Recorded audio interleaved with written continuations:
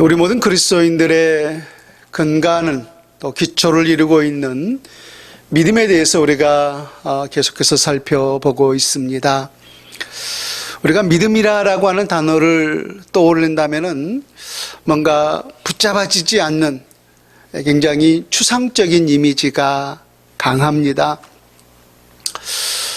그러나 우리가 우리 모든 믿음의 선진들을 보았을 때, 또 성경이 말씀하시는 그 모든 믿음을 보았을 때, 그 믿음이라고 하는 것은 추상적인 것이라기보다는 오히려 굉장히 구체적인 것이고, 또 사실적인 것이고, 또 믿음이라고 하는 것은 실제적인 우리의 삶이었던 것을 보게 됩니다.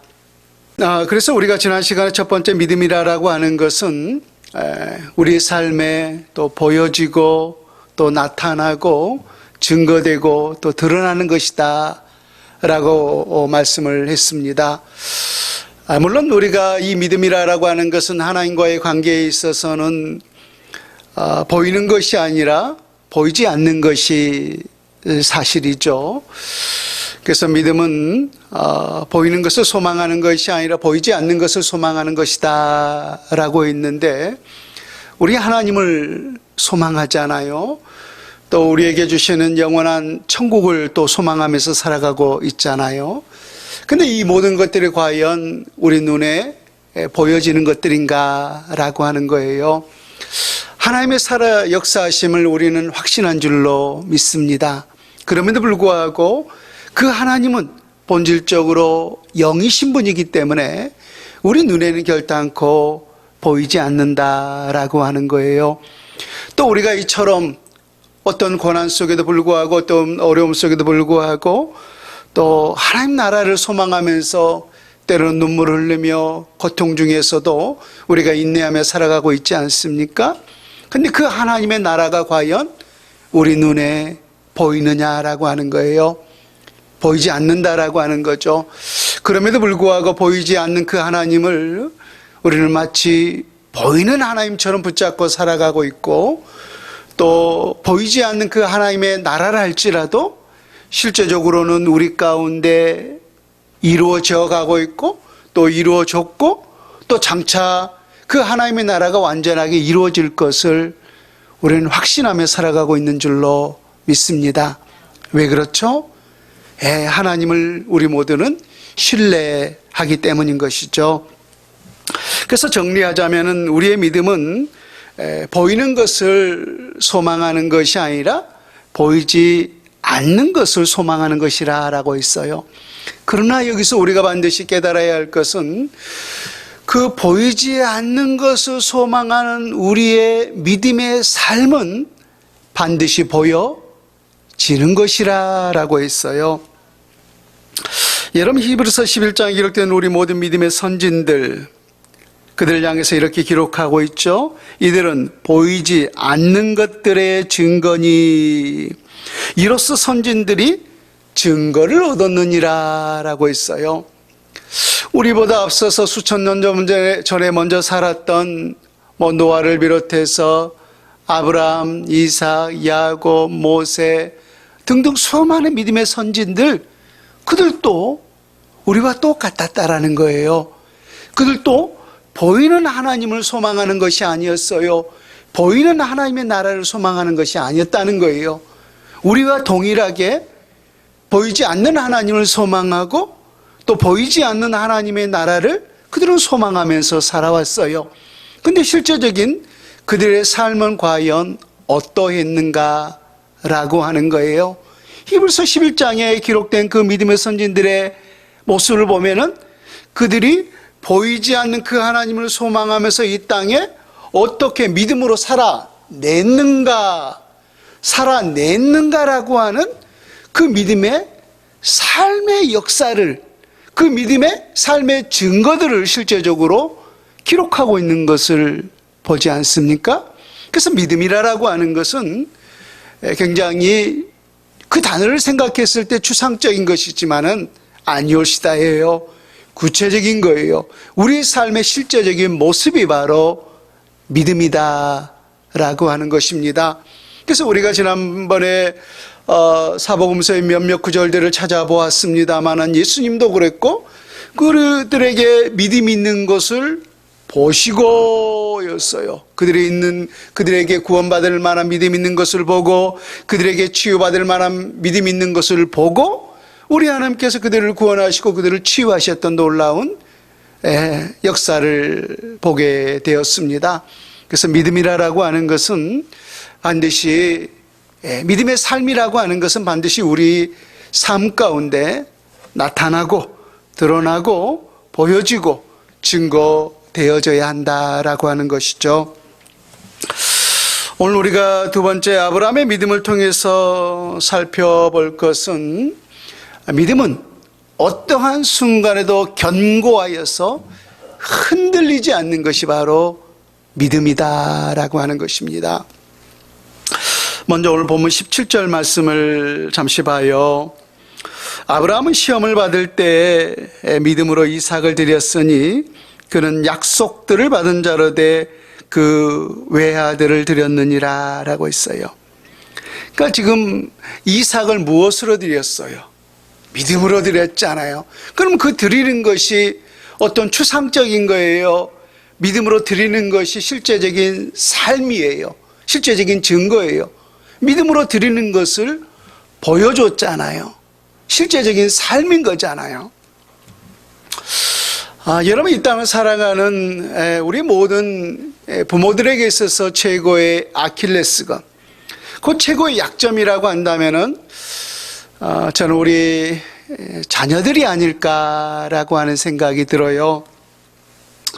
그래서 누군가 내 목숨이라도 내어놓으라 라고 우리에게 요구한다면은 정말 우리가 강단 있는 사람이라면은 뭐 자기 목숨을 내어주기까지 정말로 죽기까지 싸울 수 있는 그런 강력한 어떤 강단들이 있을 터인데 참 자녀를 붙잡고 있다면은 결코 이길 수가 없는 것이 바로 이 땅의 우리 모든 부모의 마음이라고 하는 거예요. 그래서 자녀 앞에서는 한없이 작아질 수밖에 없는 것이 바로 이 땅의 우리 모든 부모의 모습들입니다. 그래서 악한 자들도 이런 사실, 또 이런 생각들을 알기 때문에 그들이 어떤 짓거리를 하는 거예요. 자녀들을 인질로 삼아서 돈을 요구한다든가 또 못된 짓들을 행하는 것을 우리가 볼 수 있지 않습니까? 그래서 이 땅을 사랑하는 우리 모든 부모들에게 있어서 최고의 약점, 가장 약한 부분이 있다면 바로 자녀의 문제일 것입니다. 그래서 여러분, 성경은 이렇게 표현하고 있어요. 자녀의 목숨과 부모의 목숨이 하나로 연결되어 있다라고 말입니다. 이게 무슨 말이에요? 자녀의 목숨과 부모의 목숨은 개별체잖아요. 각각 다르단 말이에요.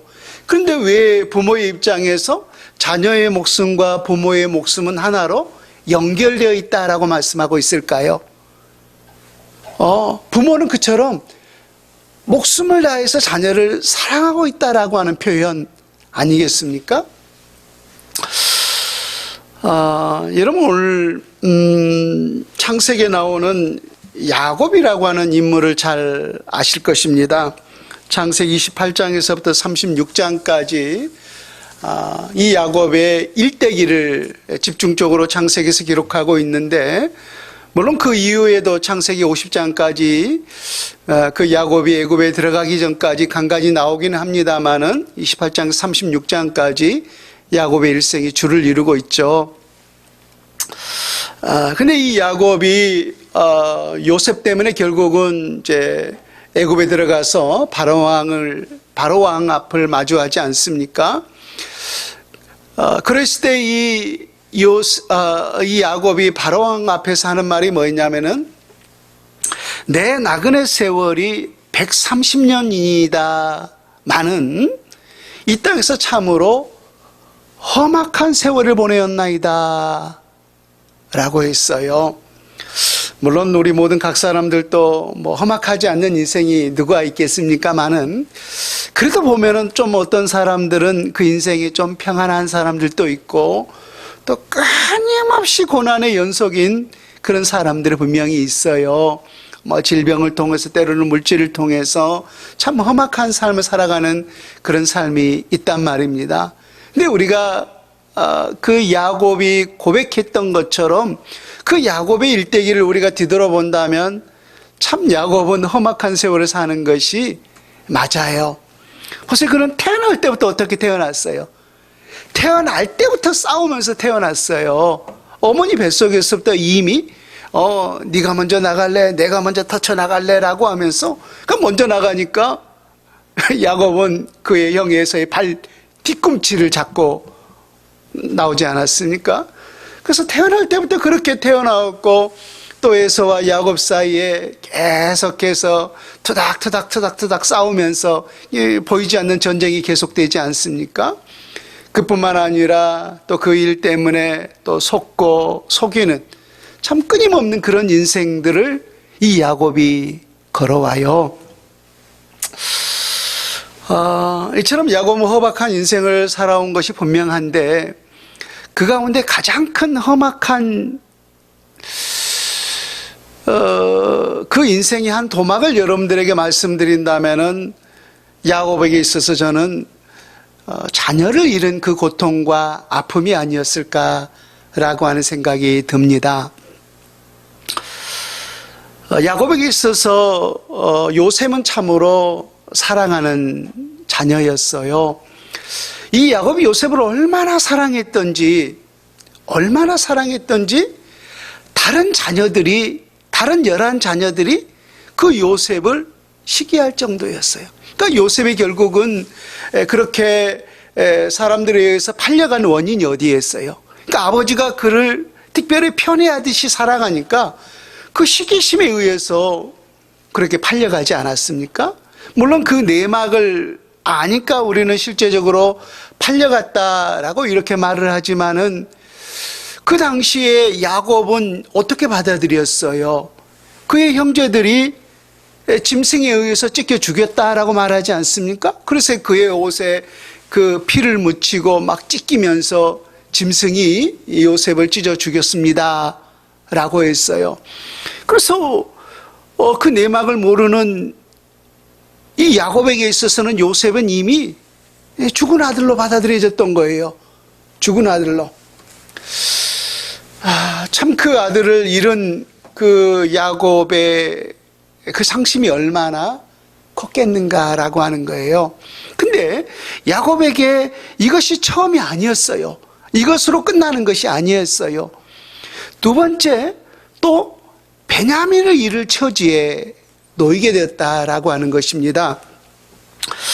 우리의 속담에도 소뚜껑 보고 놀란 가슴 자라보고 놀란다라고 하는 그런 속담이 있는데, 그 요셉을 잃은 그 아픔과 슬픔을 결코 잊지 못하잖아요. 그런데 오늘 누구까지를 처지게 되었어요? 베냐민까지 말입니다. 그래서 또 이 야곱이 요셉을 얼마나 사랑했는가 하면은 그 가나안 땅에 기근이 임했을 때 곡식을 구하러 이제 애굽에 보내지 않습니까? 근데 그에게 남은 이제 이 11자녀가 있지 않아요? 근데 누구만 쏙 빼고 10자녀를 그 애굽에 보냅니까? 베냐민만요. 베냐민. 그래서 베냐민을 얼마나 또 이 요셉이 사랑했는지 몰라요. 그래서 이 베냐민만 쏙 빼고 그 애굽 땅에 곡식을 구하러 보냈던 거예요. 그런데 이 요셉이 그 형제들에게 요구하는 것이 뭐였습니까? 누구를 인질로 삼았죠? 시므온이었나요? 시므온을 인질로 삼고 누구를 데려오라는 거예요? 베냐민을 데려오라는 거예요. 베냐민. 너희들이 만약 진실임으로 베냐민을 데려오면은 너희들이 정탐꾼이 아니고 실제적으로 우리에게 곡식을 구하러 온 것으로 증명이 되고, 베냐민을 데려오면은 나중에 너희들이 또 오더라도 분명히 너희들에게 더 많은 곡식을 줄 수 있을 것이다 라고 하면서 이 요셉이 시몬을 인질로 삼고서 베냐민을 데려오라는 거예요. 근데 이 야곱이 그 베냐민을 순수히 보내줄 수 있었겠는가라고 하는 거예요. 왜? 그 먼 애굽 땅에 가면은 이 요셉을 잃었던 것처럼 또 베냐민도 잃을 수밖에 없다는 그 생각이 이 야곱에게 있었던 거예요.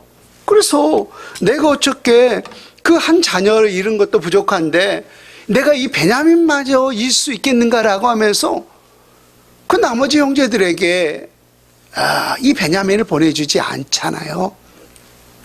그래서 물론 나중에 보면은 이제 이 야곱이 하나님 앞에 이제 믿음으로 신뢰하면서 내가 죽으면 죽으리로다, 내 자녀를 잃으면 잃으리로다라고 하는 그런 결단을 가지고 이 베냐민을 그 애굽 땅에 요셉에게 보내긴 했습니다만은 보십시오. 그러니까 부모에게 있어서 가장 큰 약점이 바로 자녀임을 알 수가 있어요. 여러분, 우리가 야곱을 보게 되면은 히브리서를 통해서 보면 어떤 사람이에요? 믿음의 거장 아닙니까? 우리가 창세기 12장부터 50장까지 보면은 아브라함과 이삭과 야곱과 요셉, 소위 말해서 우리가 4대 족장이라고 말하는데 믿음의 거장이란 말입니다. 이렇게 큰 믿음의 거장도 참 누구 앞에서는 약함을 드러낼 수밖에 없었던 거예요. 자녀 앞에서는. 그 자녀의 죽음 앞에서는 한없이 작아질 수밖에 없는 것이 바로 야곱의 모습이었다라고 하는 거예요. 여러분, 이러한 모습은 우리가 아브라함에게도 동일하게 나타나고 있음을 볼 수가 있습니다. 참 아브라함에게 있어서 이삭은 100세에 낳은 아들이었죠. 또 하나님의 약속으로 낳은 자녀였어요. 또 우리가 아브라함은 그렇다 치더라도 그의 아내 사라를 본다면은 아이를 생산할 수 있는 그런 능력이 있었어요, 없었어요? 그렇죠? 이미 성경에 아이를 낳을 수 있는 이 모든 경수가 끊어졌더라라고 했어요. 그러니까 그런 상황 속에서도 우리 하나님께서 이 자녀를 줬다라는 것은 하나님의 약속으로, 하나님의 말씀으로, 하나님의 기적에 이어서 허락하신 자녀였단 말입니다. 100세에 낳은 자녀 말입니다. 그러니까 소위 우리가 눈에 넣어도 아프지 않는 자식이라고 말하지 않습니까? 근데 이렇게 사랑스러운 그 이삭의 자녀를 우리 하나님께서 요구하는 것이 뭐였어요? 아브라함에게 내가 100세에 낳은 그 독자 이삭을 내게 번제로 바치라 라고 하는 거였어요.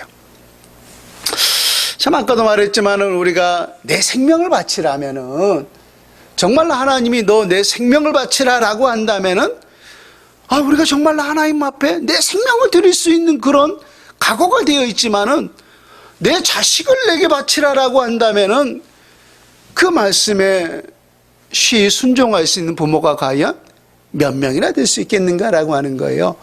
부모에게 있어서 자기의 목숨을 바치는 것보다 자식의 목숨을 바치라고 하는 것은 100배, 1000배 어려운 일이었다는 거예요.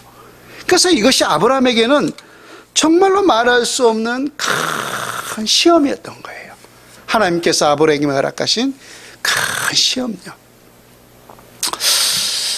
우리가 여기서 아브라함을 통해서 잠시 짚고 넘어가야 할 부분이 있다면 이 시험을 통해서 하나님께서 우리에게 어떠한 약속들을 이뤄 가실 때, 그 약속을 성취할 때, 또 어떤 큰 은혜를 베풀어 주실 때는 반드시 우리가 일정 부분 시험을 통과해야 할 부분이 있다라고 하는 거예요. 하나님의 은혜는 공짜로 주시지 않아요.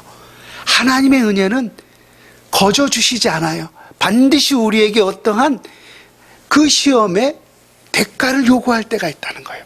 그래서 그러한 부분들을 통과했을 때 하나님은 우리에게 말할 수 없는, 그 시험과 비교할 수 없는 놀라운 영적인 은총들을 허락하여 주신다는 거예요. 여러분 보세요. 이 아브라함이 그 이삭을, 독자 이삭을 우리 하나님 앞에 믿음으로 드림을 통하여서 그 아브라함이 어떠한 영적인 은혜와 축복을 누렸나요?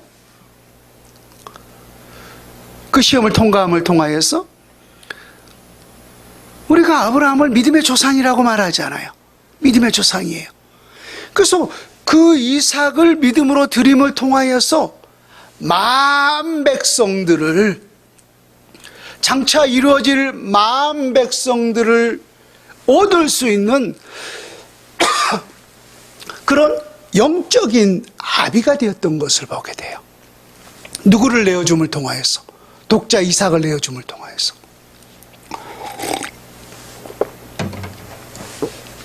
그래서 비록 한 자녀를 내어줬지만은 한 자녀를 내어준 것에 불과했지만은 하나님은 그 시험을 통과한 아브라함에게 만민의 자손을 얻을 수 있는 그 영적 부요함을 우리 주님께서 허락해 주셨다라고 하는 거예요. 그래서 여러분, 우리에게 있는 이 모든 시험들은 반드시 우리 모두가 또 통과해야 할 줄로 믿습니다. 또 우리 하나님께서 또 우리 모두가 감당할 수 있는 그 시험만을 허락하여 주시는 줄로 믿습니다. 어찌되었든 아브라함은 이 100세 낳은 독자 이삭을 바치라는 하나님의 이 엄청난 시험에도 흔들렸어요? 흔들리지 아니했어요? 결코 흔들리지 않는 믿음을 우리 하나님 앞에 보여주었다라고 하는 것입니다. 우리 본문 17절에서부터 19절까지 말씀을 한번 봅시다. 어떠한 믿음으로 아브라함이 독자 이삭을 드렸는지. 아브라함은 시험을 받을 때 믿음으로 이삭을 드렸으니 그는 약속들을 받은 자로 돼 그 외아들을 드렸느니라. 그에게 이미 말씀하시기를 내 자손이라 칭할 자는 이삭으로 말미암으리라 하셨으니 그가 하나님이 능히 이삭을 죽은 자 가운데서 다시 살리실 줄로 생각하시니라. 비유컨대 그를 죽은 자 가운데서 도로 받은 것이니라. 이 번제 드릴 그 나무에다가 칼로서 친히 그 이삭을 탁 치려고 하지 않습니까? 그때 하나님이 아브라함아 아브라함아 내 칼을 멈춰라 라고 하면서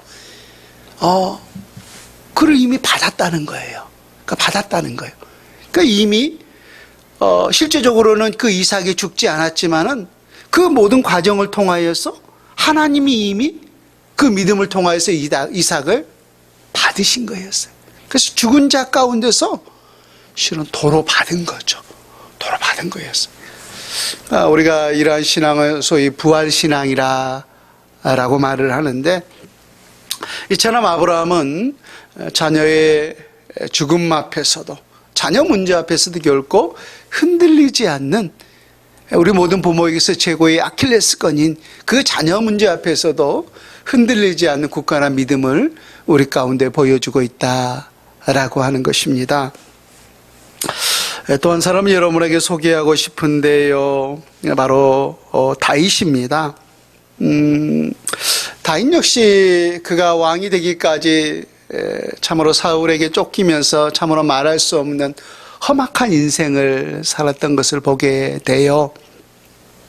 근데 그 많은 험악한 인생의 모습이 있었지만은 또 이 다윗 가운데 가장 마음 한 곳에 큰 아픔의 상처가 있는데, 그 어떤 상처냐면 역시 자녀에 대한 상처였어요. 다윗 역시 자녀로 인한 큰 상처가 있었던 거예요.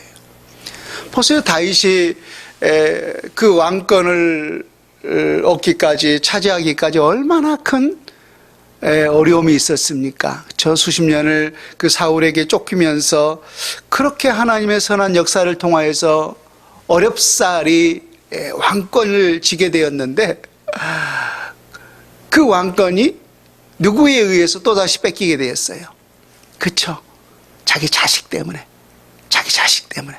압살롬이라고 하는 이 자기 자식의 반란을 통하여서 그 왕권을 다시금 빼앗기게 되었던 거죠. 그리고 다시금 그 왕권을 되찾을 때 다윗이 그 신하들에게 하는 말이 뭐였어요? 제발 압살롬을 죽이지 마라라고 말했잖아요. 그가 비록 반역을 했지만은 그 압살롬을 죽이지 말라. 왜? 자기 자녀이기 때문에요. 자기 자식이기 때문에.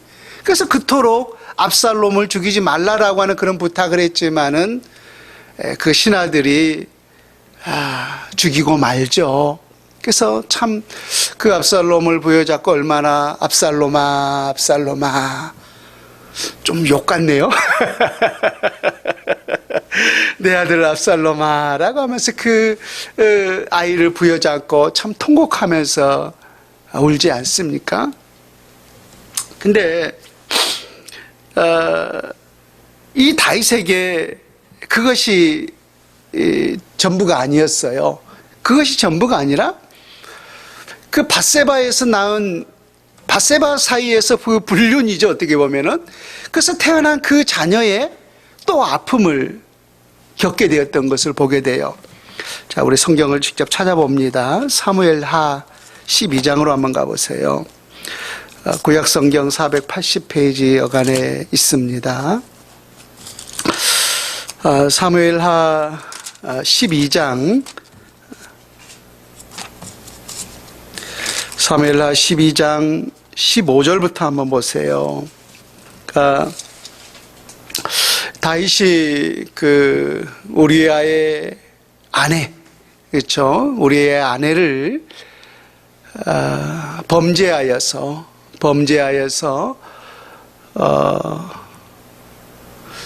그 죄악을 저질렀는데 그 과정을 우리 한번 봅니다.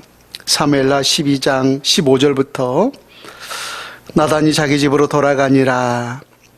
우리아의 아내가 다윗에게 낳은 아이를 여호와께서 치심에 심히 앓는지라. 다윗이 그 아이를 위하여 하나님께 간구하되 다윗이 금식하고 안에 들어가서 밤새도록 땅에 엎드렸으니 그 집의 늙은 자들이 그 곁에 서서 다윗을 땅에서 일으키려 하되 왕이 듣지 아니하고 그들과 더불어 먹지도 아니하더라.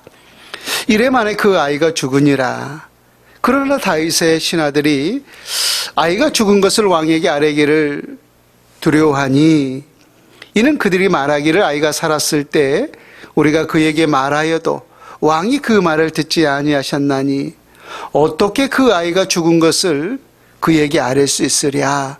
왕이 상심하리로다 함이라.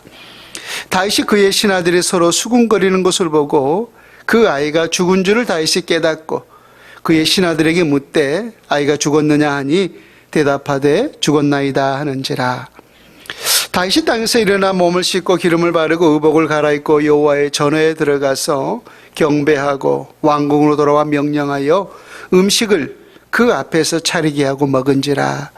그의 신하들이 그에게 이르되 아이가 살았을 때에는 그를 위하여 금식하고 우시더니 죽은 후에는 일어나서 잡수시니 이 일이 어찌 됨이니까 하니 이르되 아이가 살았을 때 내가 금식하고 운 것은 혹시 여호와께서 나를 불쌍히 여기사 아이를 살려주실는지 누가 알까 생각함이거니와 지금은 죽었으니 내가 어찌 금식하랴.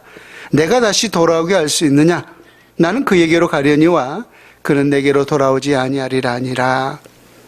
그러니까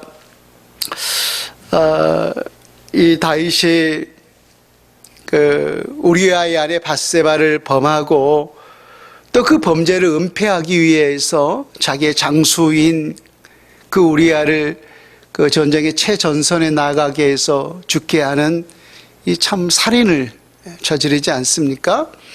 그래서 그로 인하여서 이 나단 선지자를 통하여서 하나님이 다윗에게 벌을 내리셨어요. 그러니까 어떠한 벌을 내리셨냐면은 이 밧세바 사이에 태어난 그 핏덩이 어린 자녀가 죽을 것이다 라고 말씀했어요. 죽을 것이다.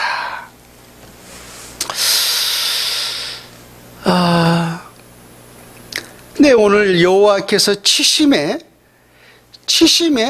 아이가 심히 앓는지라 라고 있잖아요. 15절을 보면. 그래서 그러니까 하루하루 이렇게 신음하면서 그 아이가 이렇게 죽어가는 거예요. 죽어가는 거예요. 그러니까 그 모습을 누가 지금 보는 거예요? 아비가. 참 그 자식을 죽어가는 그 모습을 아비로서 볼 수밖에 없다라고 하는 것은 참 말할 수 없는 고통이잖아요. 근데 정말로 그 죽음이 어떤 질병으로 인한 죽음이었다면은, 그 죽음의 원인이 질병으로 인한 원인이었다면은 그는 왕이었기 때문에 그를 살릴 수 있는 모든 방도를 분명히 취했을 것 아닙니까? 전국의 어떤 명의들을 불러들인다든가 아니면 산천을 뒤져서라도 그 아이를 살릴 수 있는 약을 찾아오게 한다든가 뭔가 강구할 수 있는 방법이 있을 터인데 이건 방법이 없어요. 왜? 하나님이 벌을 내리신 그 부분은 이건 뭐 왕이지만 자기가 취할 수 있는 방법이 전혀 없었던 거예요. 하나님의 선처 아니고서는 도저히 어떠한 방법을 취할 수가 없었던 거예요. 그래서 그가 하나님 앞에 마지막으로 한 게 뭐예요? 금식하면서 머리에 죄를 뒤집어 쓰고 하나님 살려달라고, 하나님 내 자식 좀 살려달라고 하나님 앞에서 울며들며 애통하는 것뿐이었다는 거예요. 그러니까 그 모습을 지금 누가 봐요? 그 자녀를 위해서 그 상심하는 모습, 자녀를 위해서 그렇게 애통하는 그 모습을 지금 신하들이 보고 있는 거예요. 왕이 자녀를 위해서 애통하는 그 모습을. 그럼에도 불구하고 그 자녀가 결국은 이래 만에 죽게 됐죠. 죽게 되었는데 그 사실을 어떤 누구도 왕에게 알 수가 없는 거예요. 왜? 아니 그가 살았을 때에도 왕이 정신을 못 차리고 그렇게 자녀를 위해서 애통하고 막 괴로워하는 그 모습을 보았는데, 만약 실제적으로 그 자녀가 죽었다면은 그 상심이 얼마나 크겠는가라고 하는 거예요. 그래서 신하들이 그 자녀가 죽었음에도 불구하고 아무도 그 사실을 알리지를 못하는 거예요. 그래서 밖에서 그 자녀가 죽은 그 모습을 보면서 신하들이 수근수근 하니까 다윗이 마음에 느끼는 것이 뭐였어요? 아, 내 자녀가 결국은 죽었구나. 그걸 받아들이고. 근데 그 다음 행동이 신하들이 보았을 때 참 이해할 수가 없었던 거예요. 그러니까 자녀가 실제적으로 죽었다라고 하는 그 소식을 듣자 다윗 왕이 벌떡 일어나서 목욕 재개하고 수염도 깎고 머리도 자르고 왕으로서 딱 이 자정을 하고 나서 밥 가져와라 라고 밥을 먹으면서 이 정상적인 삶을 살아가고 그런 거예요. 그러니까 신하들이 그 모습을 보면서 다윗 왕에게 의아해서 질문을 하잖아요.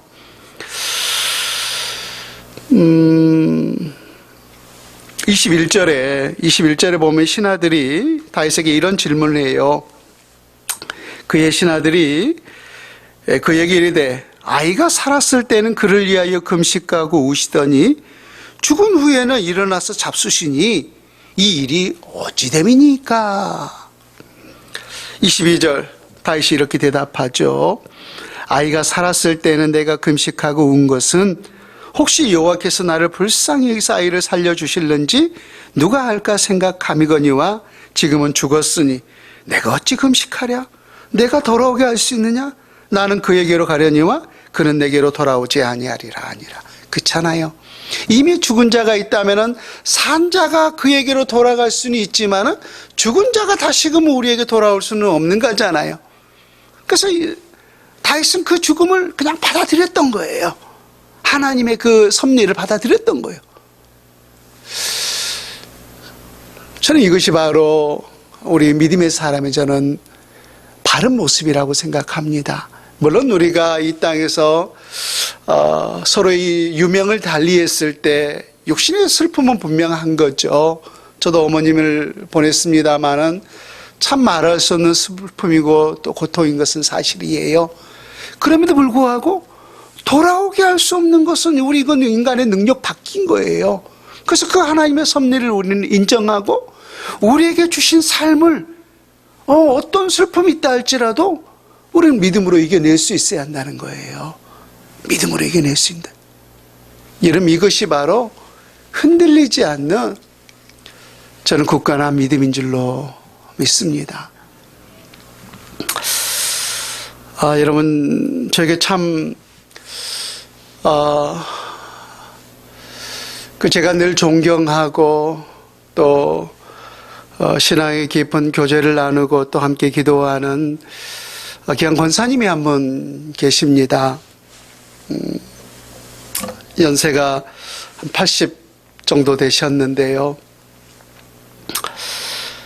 이 권사님께서 얼마 전에 전화 통화를 하면서 한 2시간 모르겠어요. 하여튼 꽤 오랜 시간 동안 통화를 하면서 이 권사님께서 마음에 있는 깊은 이야기를 하시더라고요. 그래서 목사님, 네 권사님 했더니 자기가 80평생을 살아오면서 참 모든 것들이 부족하고 또 늘 죄스럽지만은 그래도 하나님 앞에서 이것 하나만은 내가 그래도 잘한 결정이었다.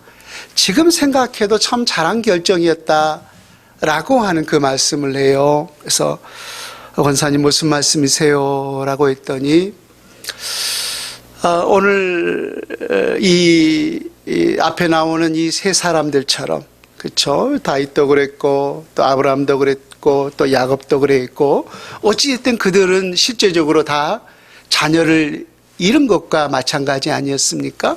이렇듯이 우리 모든 믿음의 선진들이 참 생태 같은 자녀들을 죽음으로 잃었듯이 이 권사님도 이 막내 아들이 20살 때 유망을 달리한 거예요.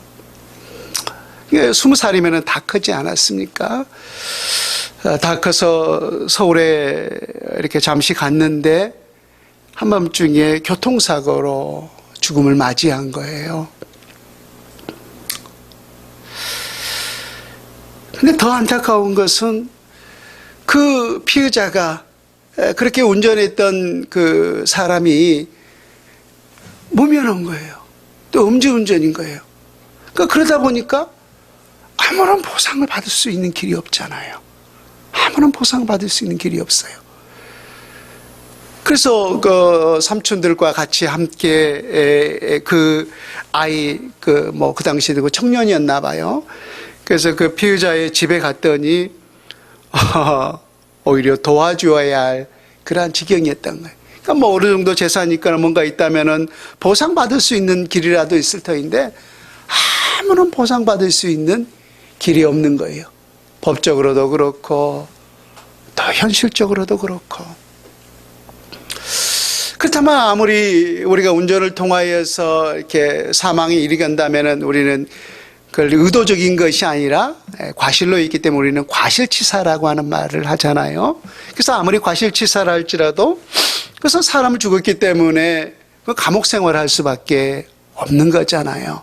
더더구나 합의가 이루어지지 않으면은 더 오랫동안 감옥 생활을 할 수밖에 없는 거죠.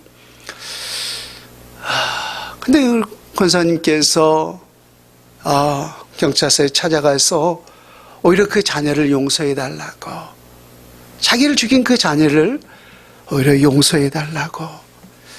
그래서 그 자녀가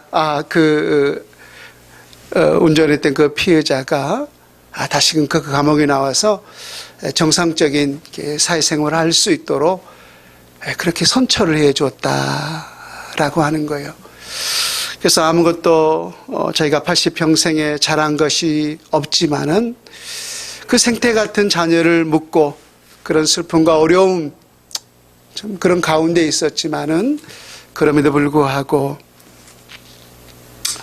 그 아들을 용서해주고 또 그런 결정을 내리는 것이 하나님 앞에서 그래도 가장 잘한 결정이 아닌가 싶습니다라고 권사님이 저에게 참 말씀을 드릴 때 참 가슴이 많이 뭉클하더라고요. 그 권사님이 바로 우리 사모님의 어머님이시고 또 저의 장모님이기도 합니다. 그 아들의 빈자리 이 한 시간을 통해서 부족한 종이 더 채워야 되지 않겠는가라고 하는 그런 고백을 해보게 되고요. 또 이러한 권사님이 또 저희 어머님으로 오늘 또 기도하고 또 자리 잡고 있다라고 하는 것이 하나님 앞에 너무나 감사하고 또 큰 은혜가 아닌가라고 하는 생각이 듭니다. 우리 모든 부모에게 있어서 최고의 약점은 바로 자녀 문제라고 했어요. 그런데도 불구하고 우리 모든 믿음의 선진들을 보았을 때 자녀의 그 죽음 앞에서도 흔들리지 않는 그러한 믿음의 모습을 우리 가운데 보여주셨습니다. 우리 모두도 바로 어떠한 어려움에도 불구하고 우리가 흔들리지 않는 그러한 믿음을 우리 하나님 앞에 우리가 보이면서 살아갈 수 있다면은 우리 하나님께서 참으로 우리 모든 인생들을 가장 기뻐하리라고 믿습니다. 그런 믿음으로 우리 모두가 살아낼 수 있기를 우리 주 예수님의 이름으로 축원을 드립니다. 아멘.